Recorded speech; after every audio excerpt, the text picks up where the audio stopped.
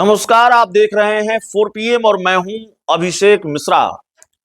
देखिए, बिहार में राज्यसभा की 5 सीटें खाली हो रही हैं। बिहार की राज्यसभा की 5 सीटें खाली हो रही हैं और ये पूरी कहानी हम आपको बताते रहे हैं, पूरा गणित भी समझाते रहे हैं कि राज्यसभा की जो 5 सीटें खाली हो रही हैं वो आरजेडी कोटे की 2 सीटें हैं।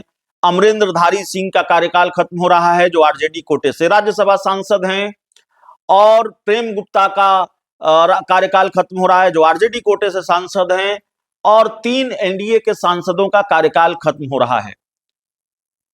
केंद्रीय मंत्री हैं रामनाथ ठाकुर, उनका कार्यकाल खत्म हो रहा है, जेडीयू कोटे से सांसद हैं। और माफ कीजिएगा, हरिवंश जो जेडीयू कोटे से सांसद हैं, उनका भी कार्यकाल खत्म हो रहा है। और उपेंद्र कुशवाहा राज्यसभा सांसद हैं एनडीए कोटे से, उनका भी कार्यकाल समाप्त हो रहा है अप्रैल 2026 में। तो सवाल है कि राज्यसभा जाएगा कौन एनडीए कोटे से? किनकी लॉटरी लगेगी? और यह सवाल तो है ही, ये बड़ा सवाल है कि एनडीए कोटे से किसकी लॉटरी लगेगी, कौन रिपीट होगा? क्या उपेंद्र कुशवाहा रिपीट हो रहे हैं?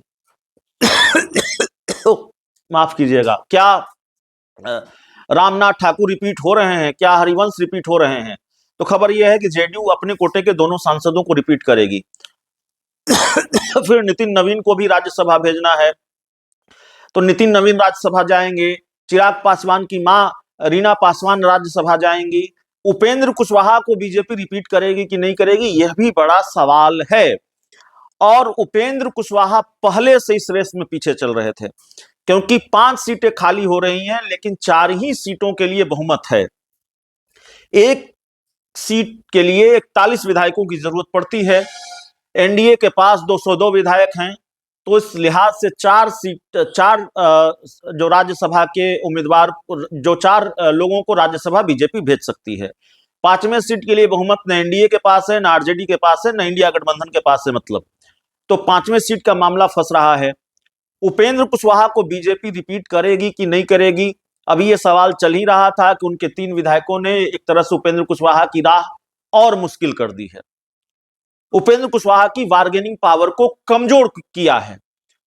अब जाहिर तौर पर भले ही यह कहा जाए कि उपेंद्र कुशवाहा को बीजेपी नाराज नहीं करेगी, उपेंद्र कुशवाहा को बीजेपी साथ रखना चाहती है, मना कर रखना चाहती है। हाँ ठीक है, उपेंद्र कुशवाहा कोई इतने छोटे कद के नेता नहीं है कि बीजेपी उनको चलता कर देगी। उपेंद्र कुशवाहा और पशुपति पारस में अंतर है। उपेंद्र कुशवाहा के वोट बैंक और पशुपति पारस के वोट बैंक में अंतर है। यह ठीक है कि उपेंद्र कुशवाहा को किनारे लगाना भारतीय जनता पार्टी के लिए आसान नहीं होगा, लेकिन भारतीय जनता पार्टी करे भी तो क्या करे?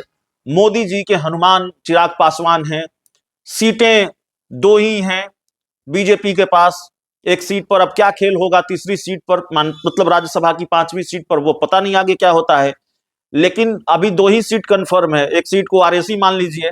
तो 2 सीटों में से नितिन नवीन भी बीजेपी के राष्ट्रीय अध्यक्ष बने हैं, राष्ट्रीय कार्यकारी अध्यक्ष।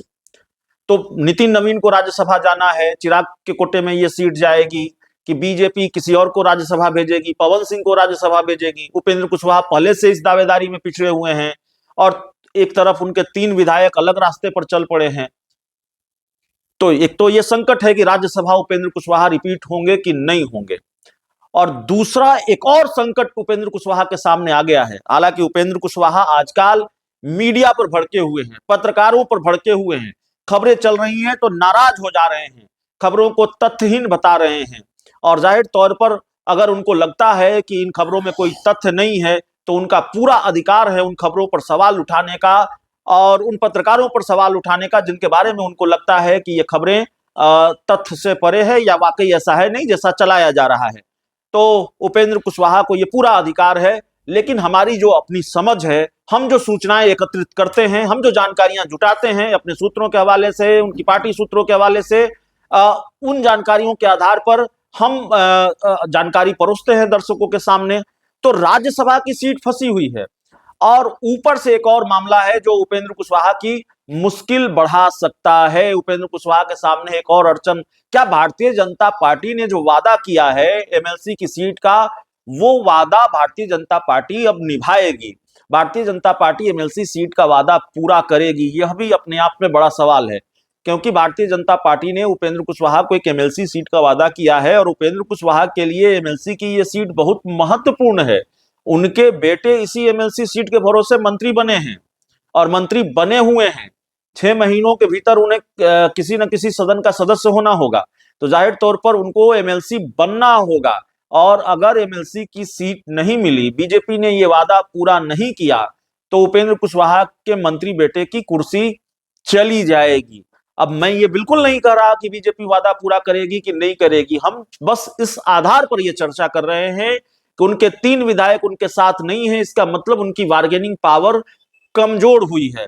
और भारतीय जनता पार्टी को लेकर आरजेडी ये दावा कर रही है कि उपेंद्र कुशवाहा के विधायकों को तोड़कर बीजेपी अपने साथ लाएगी और नीतीश कुमार को कुर्सी से हटाने का जो कार्यक्रम है उसी दिन से शुरू हो जाएगा, कवायद उसी दिन से शुरू हो जाएगी। भारतीय जनता पार्टी की इच्छा तो है, लेकिन यह काम इतना आसान नहीं है। लेकिन अगर आरजेडी ये कह रही है तो ये बात बहुत हल्की भी नहीं है। भारतीय जनता पार्टी ये चाहती भी है और उपेंद्र कुशवाहा के विधायक बीजेपी के साथ चले जाएं तो भी हैरानी नहीं होनी चाहिए, जेडीयू के साथ चले जाएं तब भी हैरानी नहीं होनी चाहिए, बीजेपी के साथ चले जाए तब और हैरानी नहीं होनी चाहिए, क्योंकि भारतीय जनता पार्टी अपने सहयोगी दलों के साथ ये करती रही है।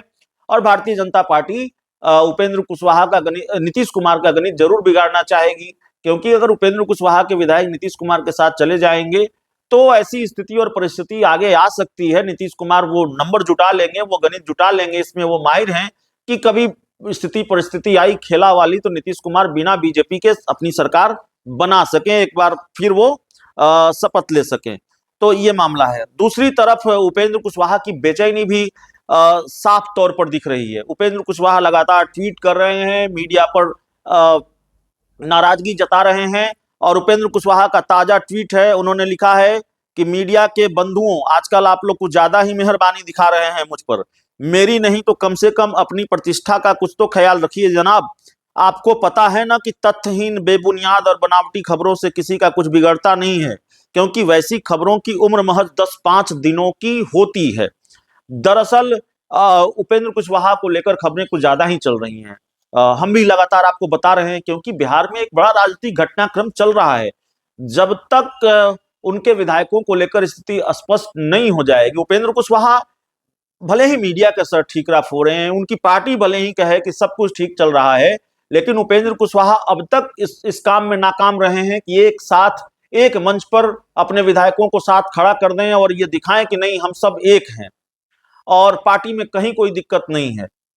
ये नहीं कर पा रहे हैं और जाहिर है ये नहीं कर पा रहे हैं और विधायक स्वीकार कर रहे हैं कि हम नाराज चल रहे हैं, बेटे को मंत्री बनाकर उपेंद्र कुशवाहा ने आत्मघाती फैसला लिया है। तब तक इस बात का अंदेशा बना रहेगा कि उपेंद्र कुशवाहा के विधायकों में आधिकारिक तौर पर कभी भी टूट हो सकती है। विधायक साथ नहीं है तो टूट तो हो चुकी है, लेकिन वो पार्टी के साथ बने रहेंगे जिसकी गुंजाइश कम है। हालांकि बयान आ रहा है रामेश्वर महतो का कि हम इधर उधर नहीं जा रहे हैं, हम नाराज हैं सिर्फ, लेकिन बने रहेंगे इसकी गुंजाइश कम है। लेकिन जाएंगे तो जाएंगे कहां, इसका भी इंतजार रहेगा। तो ये सारी चीजें चल रही हैं और इस बीच उपेंद्र कुशवाहा का ट्वीट भी सामने आया है। एमएलसी वाला मामला बड़ा महत्वपूर्ण है। एमएलसी की सीट अगर नहीं मिली तो उपेंद्र कुशवाहा के लिए बहुत मुश्किल होगी। बहुत बहुत धन्यवाद।